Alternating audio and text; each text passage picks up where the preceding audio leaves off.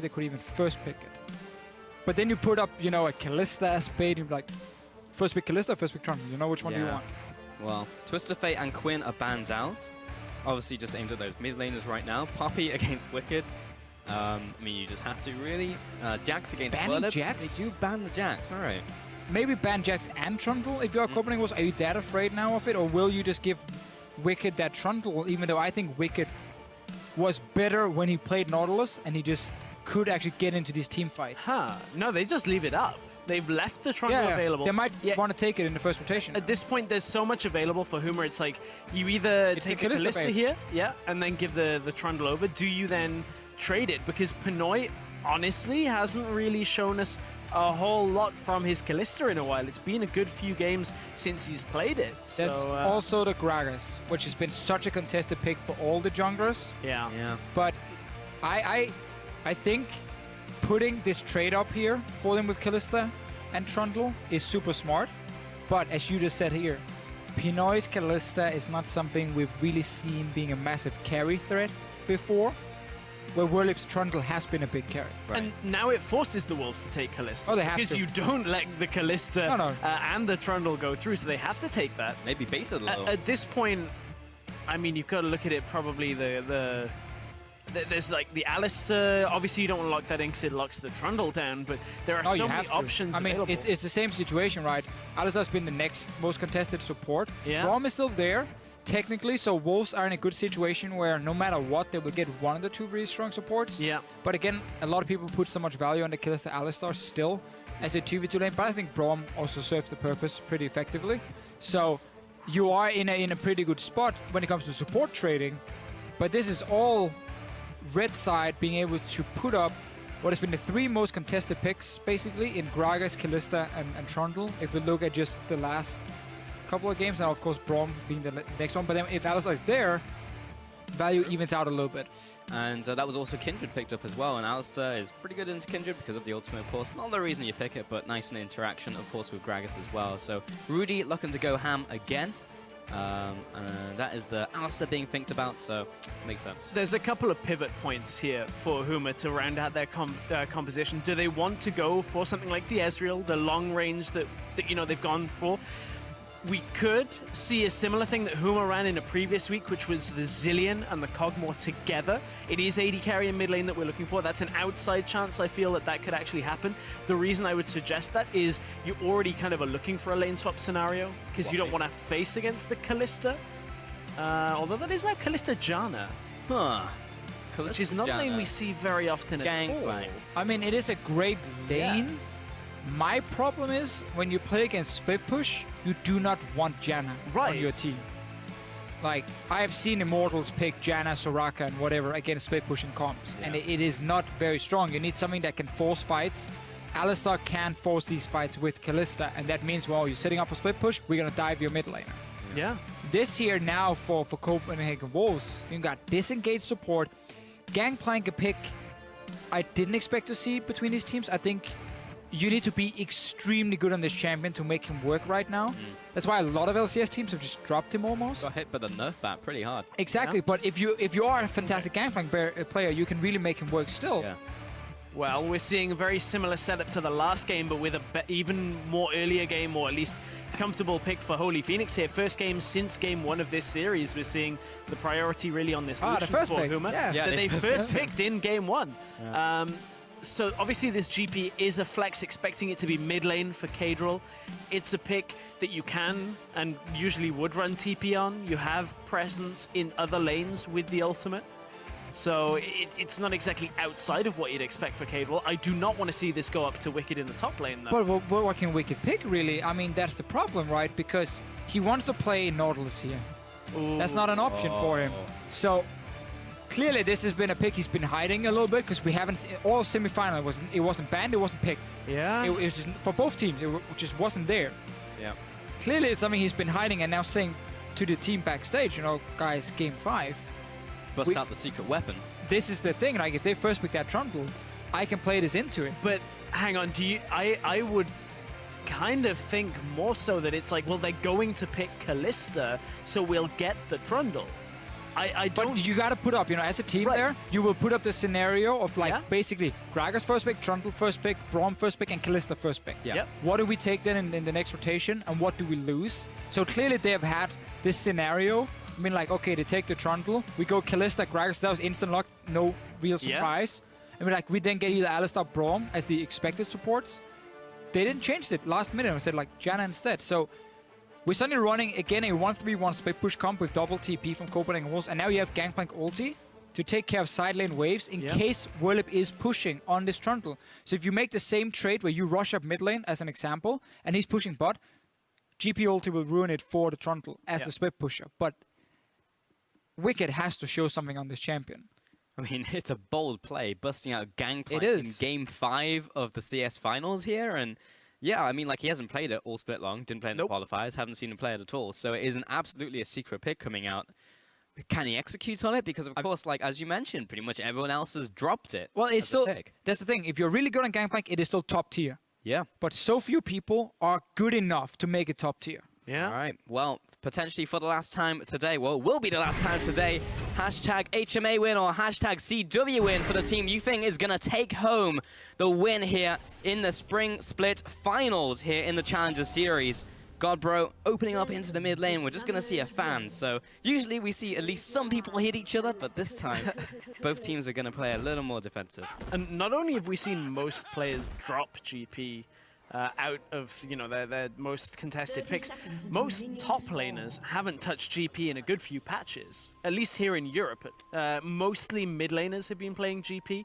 We've been seeing a lot more Fiora, Poppy, that kind of setup from the top lane, which GP typically doesn't do great into. So this is an interesting one for Wicked to come out with. He does have the advantage that in a lot of the melee matchups, it's fairly easy for him to farm and scale up, and then like take these quick trades with his passive, proc the barrel, and then get another passive hit in there, and he has pretty decent then trading for himself. I'm just happy also to see Lissandra being back, because I think it is such a strong pick, especially also for Cadril, the way he played it with teleport into LeBlanc. Yes, you can struggle a bit in the laning phase, but because you have TP, you can play aggressive, burn potions on both sides, recall and TP back to lane, and then you just have that global pressure that also allows Copenhagen Wolves to match the split pushing a lot more by running a proper teleport champion, not a corky TP. Proper teleport champion. All right. Bot lane is going to be taking this grub. We'll see if Huma can actually get it onto the AD carry this time, because that's in the first game. Kind of went to that Bard. So should be able to pick this one up. I think they just split the XP there, so that's fine. Mid lane is still trading off, as you mentioned.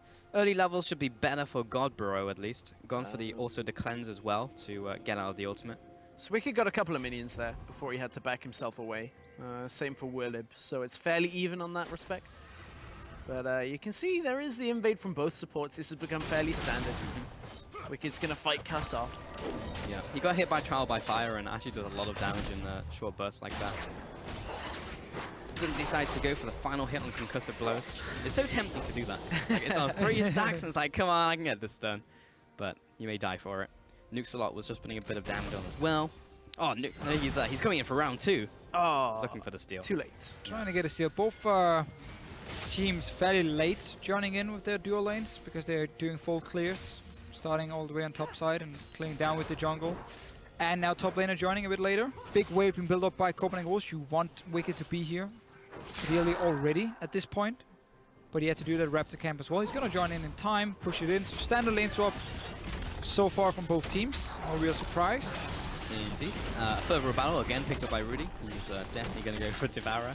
Last time he picked it, went really well in the early game. Just like picked up went too well. I mean, you can't even ask for that. He just got like everything, and now the Mark of the Kindred is on that Scuttler in the bot side, so maybe he can pick it up. We're just seeing these turrets being exchanged, and they should be dropping at 30 the same time.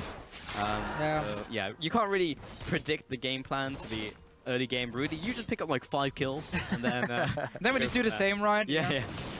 Annoying Rift Scuttler for him, because it's on bottom side in the lane swap, so it doesn't belong to him, and we also see Ku is going to clear it out. Towers for top laners, getting the full amount of gold. Instant. Timing here, fantastic, beautiful, everyone is following each other. Wicked is just instantly going to try and push it out to see what he can get, now that he doesn't have much time to farm.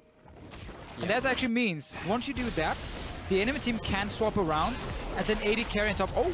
Good stuff. Wow, Kjo has to flash away, and Rudy's going to come in here. And I said you can't just plan on the early game and say, Rudy, pick up kills, but he just got it in the mid lane and cashed in another stack. The E was too late from Kadril. Couldn't get the other part of the claw out and had to flash, still died. Yeah, I think he just got snared in the moment as well when he was going to activate it, but what's going to happen now, because Wicked pushed the bottom side, just go back to the swap itself, is that because he instant pushes, Huma had enough time to actually send the AD carry support back to top side and just Trontal recalls, and he goes bot lane. Because he now gets a big wave pushing towards him. Wicked will have to surrender most of that wave, because obviously he's overextending now. If he has to push this all the way out alone, he's going to overextend. So that's why Rudy's on bottom side instantly, forcing Wicked away, meaning Willip now gets a great chance to freeze a big wave here. You can see the difference from that middle lane trade in itemization now. Second Doran's ring picked up for Kadril. Got himself a refillable potion as well and a pink ward. Problem is the other side, it's blasting one for this LeBlanc. A fair amount of damage now coming from that extra assist. Got boots as well. So it's going to be able to output quite a bit now onto Kadril. Yeah, we will see Gabriel go for Abyssal Scepter in this matchup. Almost in any mid lane matchup against an AP champ, you just go Abyssal. It's just the best item, really. As a first item, it's such a too strong item, honestly. So you don't go for it, then you lose. Oh, that's painful. Yeah.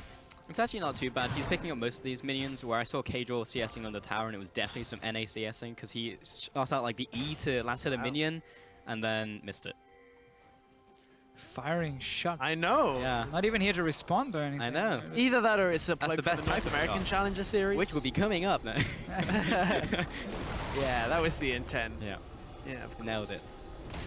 Anyway, Willip is pushing down the bot lane. He's actually slightly ahead in terms of CS, but that's just because he's got this gigantic minion wave ready to be thrown into Wicked. It helps. Rudy is there in the bottom side, so maybe they can punish him when he goes for that juicy minion wave. Well, he's also here for potential counter gank because Willip wants to push this all the way into tower. Yeah. So that Wicked will most likely lose some of it, but also we will start faster bouncing back towards Willip, and it's all that matters for him is just maximizing farm.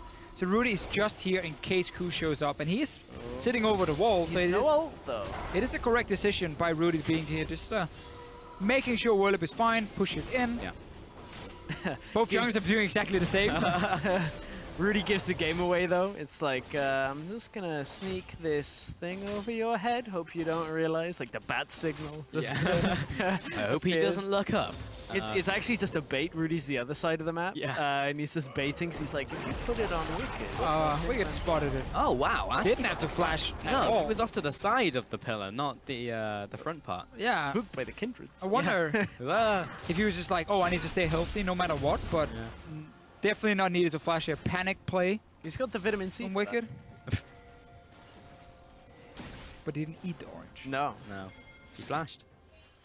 Doesn't give anything. Nope. Just a long cooldown. Cass in the top lane. He's gonna get hit with a howling gale. A cowling gale. Cowling Yeah, he's getting ready to pick up that cowl. Yeah, Rudy.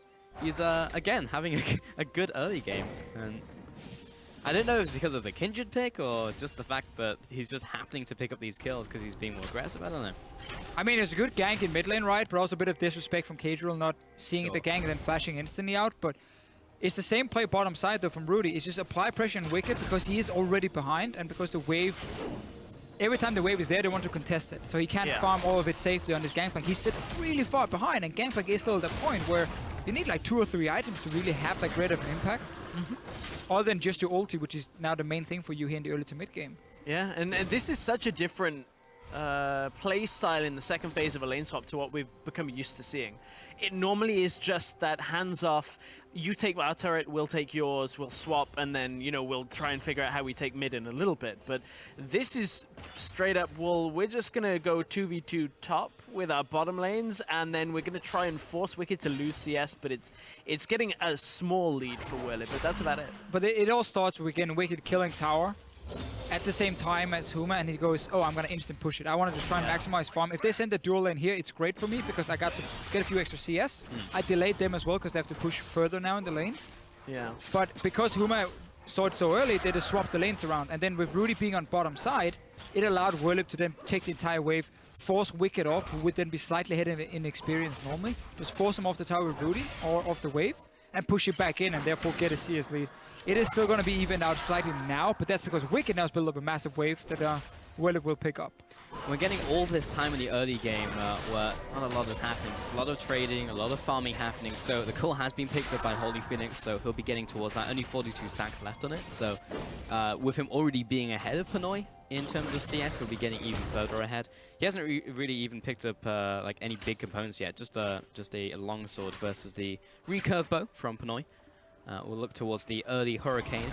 Meanwhile, in the mid lane, Cajal did go for the Rod of Ages rush, which what it looks like. Bot lane, Wicked's gonna have to pop the ultimate. Wurlup is still chasing after him, and this is not looking good for Gangplank. He literally just flashes and chomps him to death. Well, this is what happens when you waste your flash completely before. Yeah. And then you have to push out the lane, and he just goes all in, pops a pillar in your face, and you can't run away. And I swear, did Wicked mess up his parlay on the barrel there? Was trying to parlay the barrel to get the movement speed like it. bonus. I think he parlayed too early.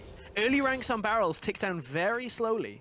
And he's only level 6 now, so he only has a couple of points in that E. Yeah, and you know, we said in Champion Select, or you said Deficio, that Gangplank's like, you have to be really good at that champion. We are pulsing the guy. We are pulsing the guys. That is true. You've got to be really good at that champion to execute it and make it work. And when you're making mechanical mishaps like that, where you're just hitting a barrel too soon in the early game and not chaining correctly and just burning a flash and making poor decisions, then the pick really doesn't pay off.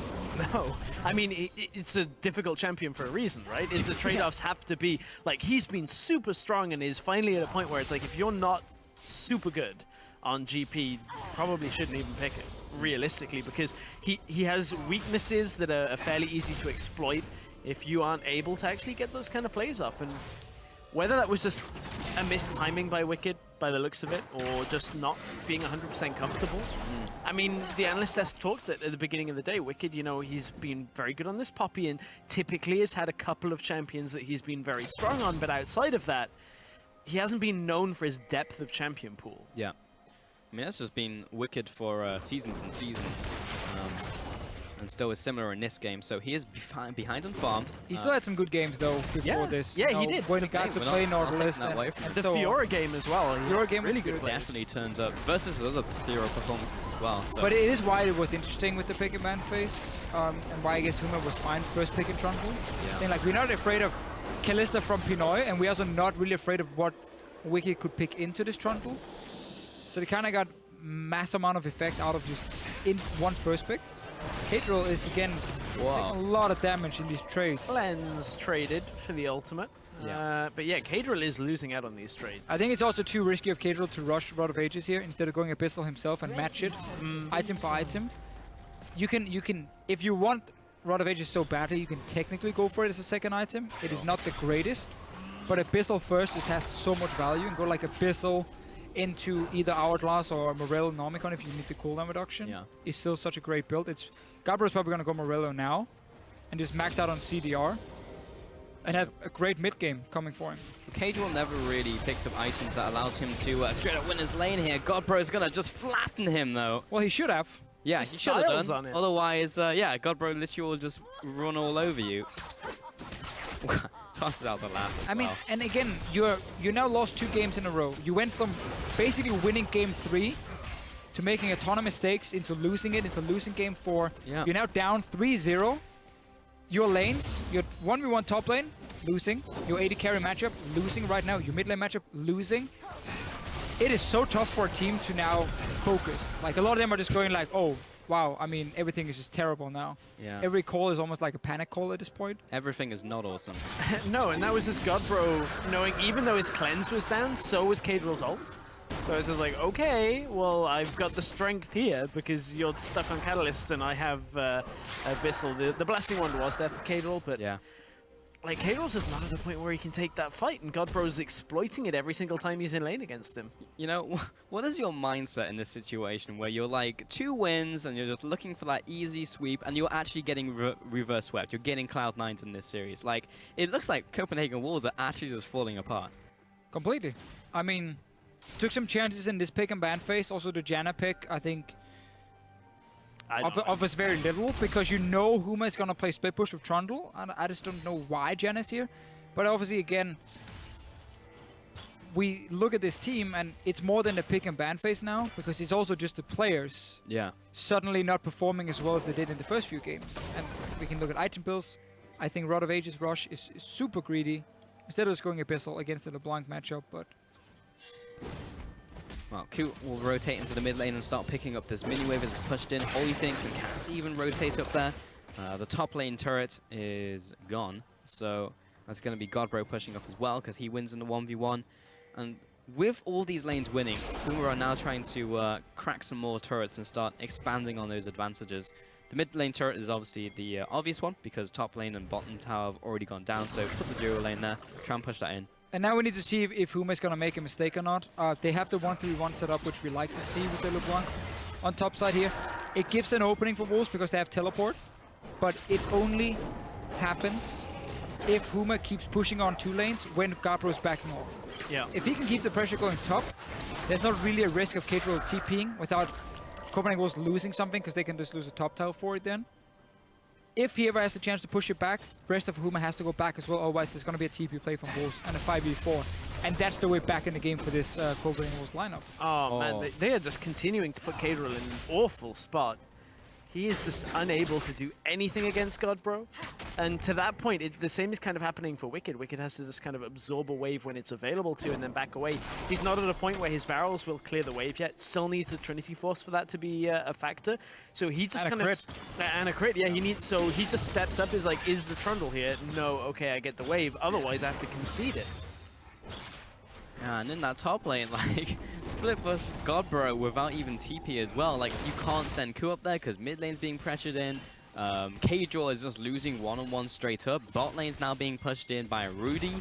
Whirlib is just actually farming the jungle. Like, now K-Draw going back to base, going back up to top, is able to clear out the minion wave, but they're losing still. Like, that was a lot of chip damage onto the tower while he was rotating Ku into top lane, but it's LeBlanc. She's got double dash from Mimic. And if you are Huma now, whichever lane Gabro is in, play around it.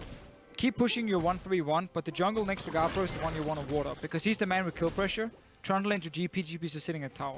So keep playing around the lane, also because then you attack where the enemy global is, and you don't have one, because Trundle can always join from the opposite side. And that's the setup once they've reset the entire map now, because they've gotten enough gold, 1500 for Gabro. Recall, reset, go back to pushing out every single lane, play around Gabro with jungle support, have Holy Phoenix's wave clear mid, and you should be able to just push Copenhagen Wolves so far back on the map that having double TP loses its value.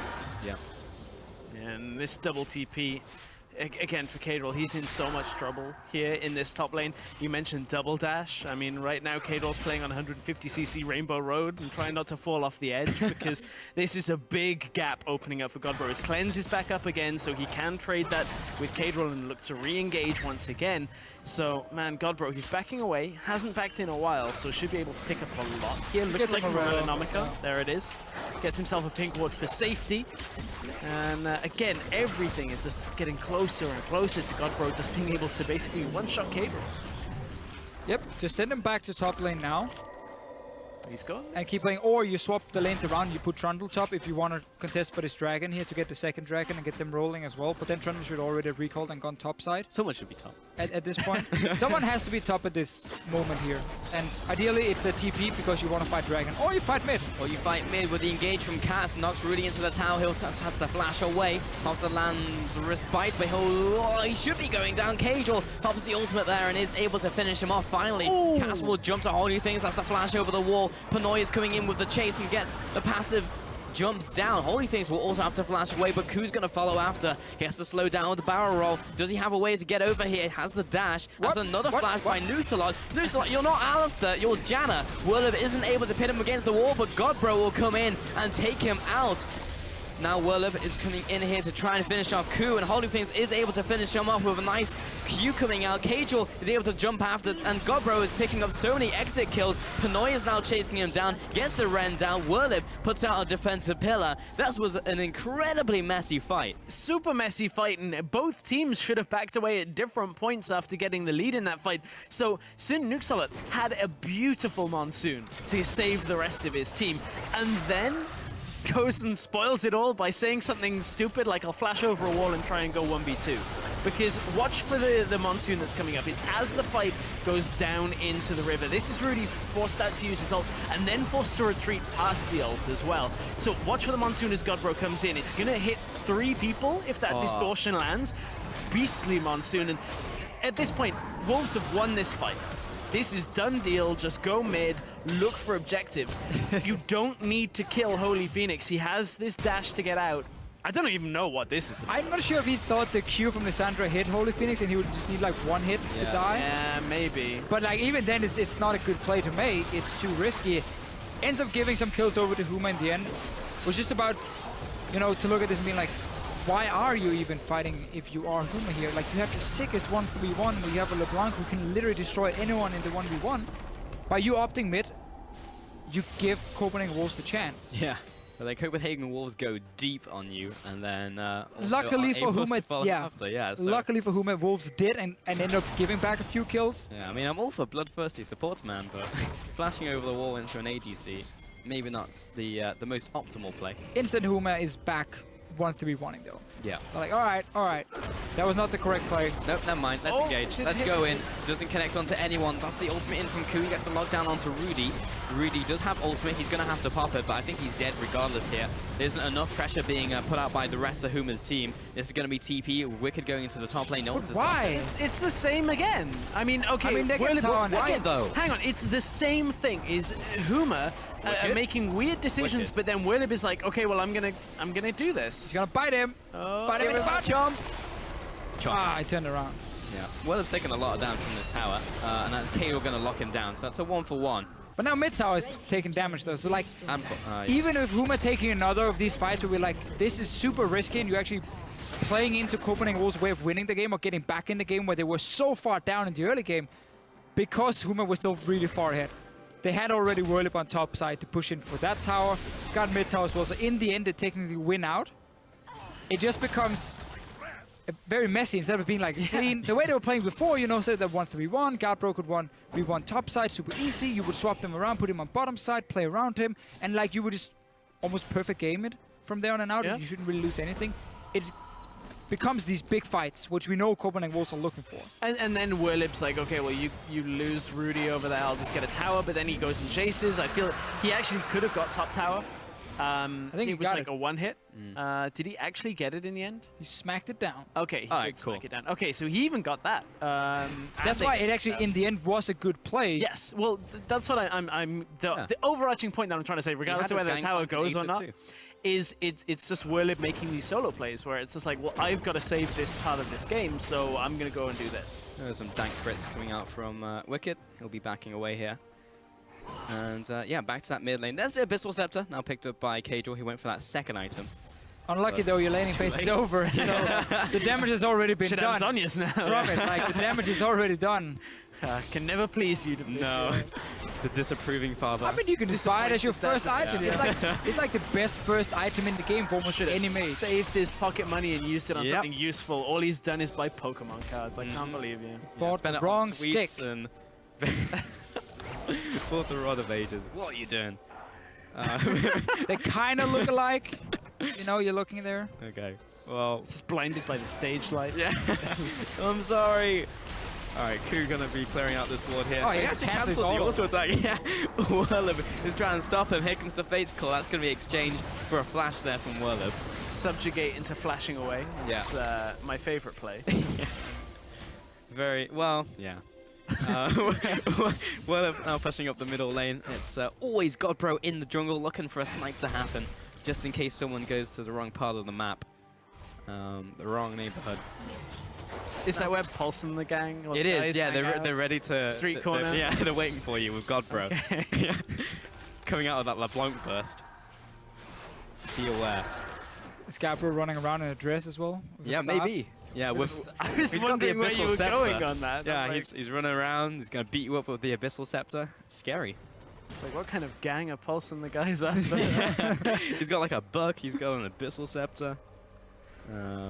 Anyway, Rudy's picked up more Malmortius, so is gonna be not getting bursted by Kajor. I do feel like it's gonna be happening like a lot though. Yeah, we have seen Rudy kind of jumping in a whole lot. Yeah, but then would you go like Sterex over more? No, I think more's fine. Definitely go more. Yeah. It like the shield passive active when it procs is so good for a champion like Kindred, who's constantly doing damage, always in team fights. For the lifesteal. Yeah, the lifesteal. Plus, when you're in your, because theoretically it procs when you're in your ultimate, so you manage to just like get all of the health back, and just it's like, oh great, and synergizes so well. I see. Yeah, theoretically. God, bro. He was looking for that snipe on Pinoy. Again, Huma is looking at this Baron. They don't have to. You can just continue playing side lanes. You have your TP ready, and honestly, I hope they don't go for Baron. That's what's been throwing a lot of these games. Because like at this point, the enemy LeBlanc is 3, 1, and 2. Copenhagen Wolves should never be able to have 3 pink wards in their own jungle. Like those should have been killed already. And this jungle should basically belong to Huma. But they are allowing Wolves again to play around and actually farm their own jungle, farm the side lanes, giving them a little bit of time. They're still 5k gold ahead, and they've had some very good moves in the early game. We just had to question some of their team fighting decisions when they didn't have to. And that's the worst part, right? It's not like you're gonna lose the game from this. It is just more optimal to do the other thing. Yeah. And that's when you face, you know, if they manage to qualify into the LCS, and even in the promotion tournament, like, you gotta have that optimal game plan ready, and not always just say like, oh, we could fight it because we're really far ahead, and there's a chance we win the fight, but it's also a chance that you actually give the other team a win condition, instead of them being like, we can't stop side lanes, we can't stop you from invading, we basically don't really have a way of winning now, other than you messing up. I feel like in the promotion tournament, you could have some very similar games to from what we've seen. Oh, for sure. Yeah, I think similar, but I don't want to go too far on giving more credit perhaps to the bottom 4 LCS teams than we've seen. I feel like the phase 1, phase 2 of the lane swap, even from some of the worst teams, has been better than we've seen here. And I think on a strategy level, on the early game should be fairly clean for the LCS teams, but it by no means is perfect from either of them. Sure. Well, Rudy has found Cajal, made the other way around. He's going to be going into the lifeline passive. There's Rudy going down. Cass as well also gets exploded. Nuxalon is going to be jumping forwards aggressively and gets the Monsoon. The triple kill coming out for Pinoy. All right, let me just take back the part where I said sometimes making the suboptimal play is okay because you can still gain something and not lose the game on it. Other times when you keep doing it again and again and again, when you again should be split pushing, focusing on push-up lanes, get deep vision, deny vision, and then split push, it will in the end lose you the entire game, because this is another team fight being taken with a 1-3-1 composition where Copenhagen Wolves comp is built around team fighting. And you mentioned vision. There was some vision there for the Wolves to know that they could take that fight. I mean, that's the problem, right? There should never been any vision in there, instead of like a blue thing being popped. And that's it, but Copenhagen Wolves are suddenly back in this game. And now maybe they lose the game. Nuxalot is going to be eating up that Janna, and now Ku will just have to jump out of there. Godbro is looking for an assassination attempt onto Ku. Does get the snare down, that'll be the flash defensively. Cajal comes out of the ultimate, instantly cleansed away. Cass jumps to him. Rudy was taking a bit of resistances. Rudy is just assassinated by Wicked. He just bops him with Parlay, and he goes down. Did he Godbro as well takes another Parlay. Winter's Bite will slow them down. Cajal looking to follow up. The ice shot does not connect. Holy Phoenix looking to put some return damage down. Whirlip is going to be chasing the team out. I don't know whether this is a good fight. I think Huma are opting out. Yeah, they're leaving. What? Don't stop this. Okay, good. What aggroed the Baron is what I want to know. We definitely didn't see it on our screen, so it must have been something off at the side. I hope it wasn't Rudy actually starting that. Maybe Dance of Arrows, like trying to jump over. Yeah, maybe he was trying to get there quickly. Yeah. I'm kind of confused at how Rudy appeared to that fight after coming from base on literally 0 health. So this was Nuxalot and Whirlip just trading off. I mean, this is the problems with Janna, is if you get caught by something like a Trundle, you're going to die. So still, it was the Gragas Q. Yeah, Gragas Q aggros. All planned by Ku. Yeah. You're going to pass through here and jump the wall. So much damage. Yeah. Well, I mean, it's Squishy Kindred. It's a Devour Kindred. Yeah. Well, that's why you don't have your DPSs tanking up the raid boss. Does that happen? Stop dots. Yeah. Well, Copenhagen Wolves now. Did they start? No, okay. They're hitting a pink ward. That's fine. There are 2 pinks being placed by Huma, so it took a little bit longer for Ku to clear it out. But for Wolves still, you've gotten your deep vision one more time. Their split push has basically been eliminated. Even though Huma didn't have to, but it has been now because of these fights been happening. You got engaged options with Lissandra coming in and Gragas, of course. So Copenhagen Wolves, despite being so far down early, is now, I would almost say dead even, just because when it comes to team fights, yes, you're down in gold slightly, but your comp is then superior. So it is a super even game. We are still at the point, though, where Garbro can one-shot almost anyone. Yeah. So if Wolves are feeling too confident and like, oh, let's step forward with with Lissandra, pop, one shot, you're dead. That's definitely possible. We've seen it happen before already. But, you know, a lot of why Wolves have been able to take a lot of these team fights has just been the damage that Pinoy's had to output. 6-0-2, we talked about his Kalista. Like, how effective would it be? It's been a good few games since we've seen it.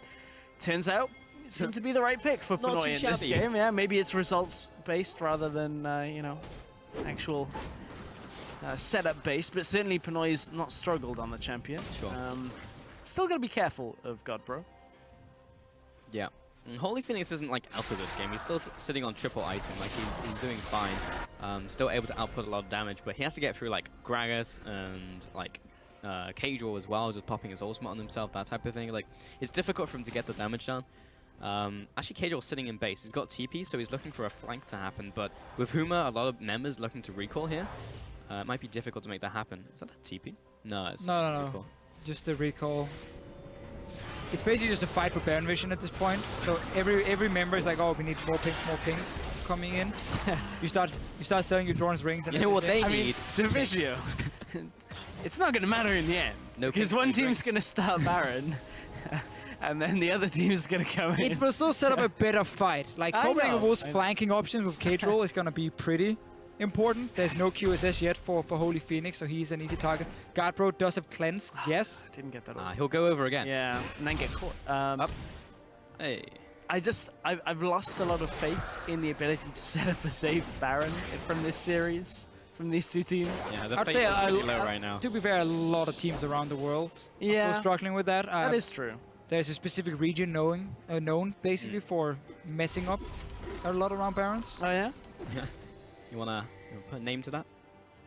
2 letters. That's all I'm gonna say. Okay. So like now we have like the people who hate EU would be like, oh, it's Europe, guys, EU. Yeah. You could be like, oh, it's gonna be NA, it's gonna be NA. You could have easily scapegoated with like our friends maybe over in like OPL, something like that, being like, prove me wrong.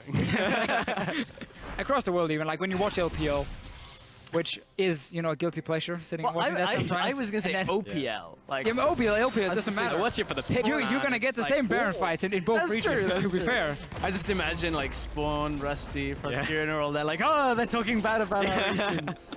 They'll do the same on there. To be fair, we see it in the EULs, so often as well. Yes. Like, oh, we got like 10k gold ahead. Oh, we just completely got destroyed by Baron and we lost the game. Like, great. So it is something a lot of teams are struggling with.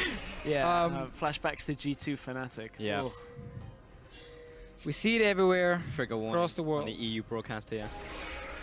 Baron is just, you know, he's just a bully. He really is. Baron's having a great time in this series. Like, usually Baron's just picked up, like, you know, it's very, very easy, but a lot of the time, like, he's not even dead. Like, he's just sitting there, spitting acid at people. Hard chilling. Just having a good time.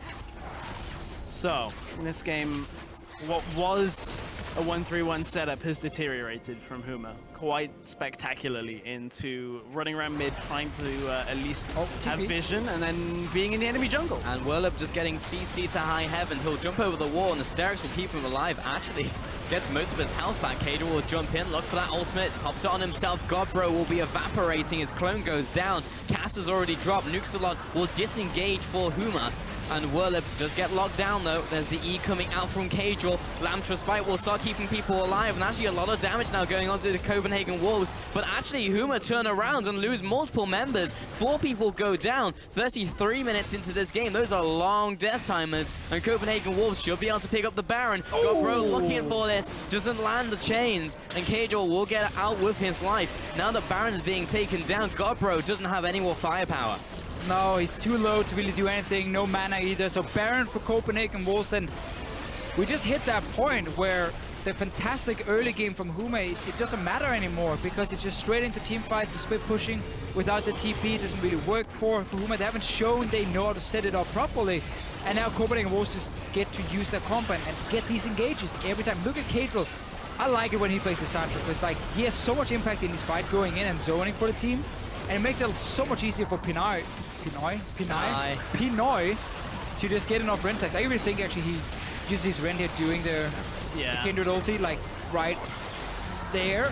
Yeah, a little bit too early, but picks up the kills anyway. Yeah, great from Wicked. Picks up the kills, was trying to just hedge his bets and get it during the last second or so. Or after, first second after, you know what I mean. What's Willib doing? What do you mean? I don't know. What do Can I you mean? elaborate? You've been listening to a lot of Bieber recently, Martin. I know it's down your alley. Willib right there, I don't know why he was pushing To be fair, some of his new songs are decent. Oh. Keep going. Okay, Cadril looking for this engage. Wicked is on the front lines, and Ku is trying to find a good ultimate to get someone into his team, but actually going to be backing away. This is how you know you create excitement around your Twitter, because now a lot of people are like, what are you talking about? A lot of people are like, oh, you know, he's right. He's right. Oh dear. He's changed. He's gotten old. So yeah. Push in the bottom lane here by Copenhagen Wolves should be easily able to take down this turret. It's just satisfying watching Gangplank just kill someone late game with Parlay. It's like pop up, got him. Pop up, got him, Parlay. Yeah, nice. One thing's for sure, you certainly love yourself on Twitter. Why is that? Sorry, I'm still dropping references, it's fine. I'm actually agreeing with Deficio. Oh, Rudy has big crits onto Rudy, Death's daughter. He's just going to have to pop the ultimate to stay alive. The tower's being chunked down by the two carries. And this is just being shoved in so hard. They're getting so much from this Baron. Copenhagen Wolves take this bottom in here and actually carry on pushing. Is this a good play? No. Why are they going to run away? Just run. They're not committed to running. Cass will pop the ultimate real quick, and Kajor uses his own ultimate, will zone away the front line and the back line. Godbro looking for someone to assassinate. Fate's Call will save the support. He jumps in. Monsoon slams them against the wall. There's an E coming out. Whirlib will be backing off to his base and the spawn fountain. But yeah, now Copenhagen Wolves will back off. This could be a big punish in from Huma. That's going to be E by Kajor. Whirlib is trying to corral them into his team, but he really can't stand there for too long. Ooh. Oh, that's a big snipe from Godbro. Now they can move on to Wicked as well. He will be another casualty. Pinoy is trying to juke away, but the slow coming in from the pillar is just too strong from Whirlib. That's the shutdown for Holy Phoenix, and Nukeslot does manage to recall out of the battle. There is nothing on the board in terms of Baron or Dragon for them to take, but they can push hard down the mid lane. Yeah, and a lot of gold picked up here for this team. Might even be able to break in and get an inhib down, all because Copenhagen Wolves wanted to stay after taking that inhib. But just ran away, said, we get everything, boys, we're winning, stronger team fight and everything. They stay, overchase for a few kills. Inhib is gonna go down from this. I don't think they can push further. 30 seconds on respawn timers, and Gragas is available, has Runic Echoes, so should be able to clear this out. Might try and finish. Oh, wow. 20 seconds left. Is coming up, though, so they can buy time. I feel like Wolves can buy enough time here. He's got to ult. He has to ult, like, right now. It's the first Nexus turret is going down. It's only coming up in a couple seconds. There's the ultimate, but the second Nexus turret is going out. Kajor and Wicked are coming up in 5 seconds, and Huma, with the counter push, managed to secure the Nexus, and they are the spring split champions here in Challenger.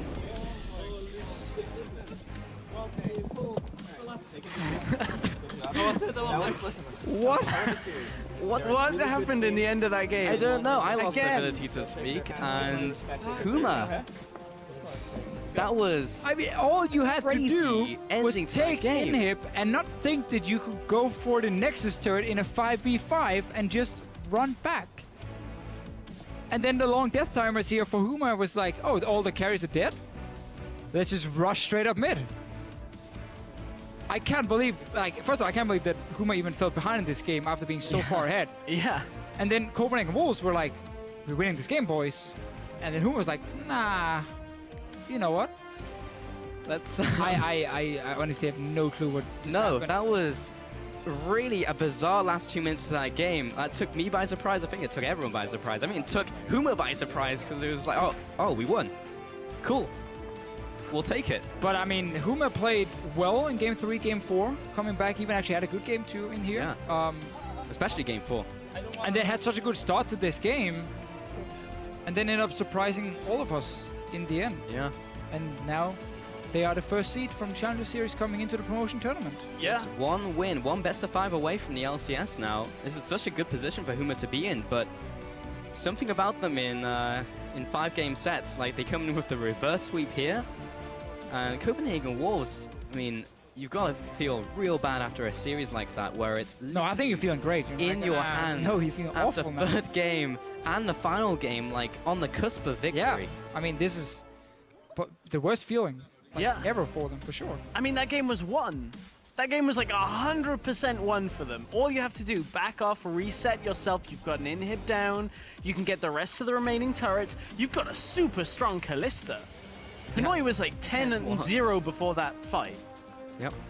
And like, there's realistically nothing that should be able to kill him, but then Werlib comes in with a TP, gets the right setup, slows them down, and Huma win. I mean, well played, Huma, in the end. Sure. Werlib, honestly, and this Trundle had fantastic impact in this series. If I'm looking at one member from this lineup that I would really say stood out, Werlib would be the one for me. Guardbro as well in some of the games, especially the last one here on LeBlanc. Great start for him. Won the laning phase in basically every game. So definitely some good individual games from Huma. And we also got to see them, especially in Game 4, show what they can do once they got the leads and they got rolling. So it would be very exciting to see what they can do now, and of course what Copenhagen Wolves can do against the bottom LCS teams. It also highlighted just like the playstyle from Huma as well, because they won in full Huma fashion. It was just like, you know, win the lanes, rely on these hard carries that we're speaking about like through the entire split, always just rely on just people turning up. And, you know, Trevor was saying at the start of the day, usually like one person turns up and they funnel the resources into them. I feel like pretty much everyone on this team did something today that really just like carried a game or carried a lane and like allowed them to come back into it. But yeah, I mean, that was an absurd series. Yeah, I mean, we just kind of shocked still. Yeah. That happened really, that whole the entire game. It's like, oh, well, Huma's going to win now. Like 1-3-1, awesome, they're going to win. Yeah. Nope, teamfight, lose. Like, win. just really weird, uncharacteristic things. It's like going into jungle unwarded from Werlib, just like, oh, well, I'm just going to be here and then get caught. And that gave Copenhagen Wolves so much breathing room, so much room to just close out that game. And it's just, again, just mistakes at the end. But now, for both these teams, you just played full 5 games. Obviously, a lot of stuff to go back and rewatch. And you have a little bit more than a week now, because the first promotion tournament match is next Thursday. So we have LCS now this Thursday here, and then next week is promotion tournament. And it's going to be like Copenhagen Wolves versus whoever is number 10. So right now it would be Giants in that BO5. So a lot of footage to go back and look at, but also for the LCS teams to look at. 5 full games, pick and ban. Not a lot is going to change probably in between. And you can now start looking at what are some of the issues they have we can punish.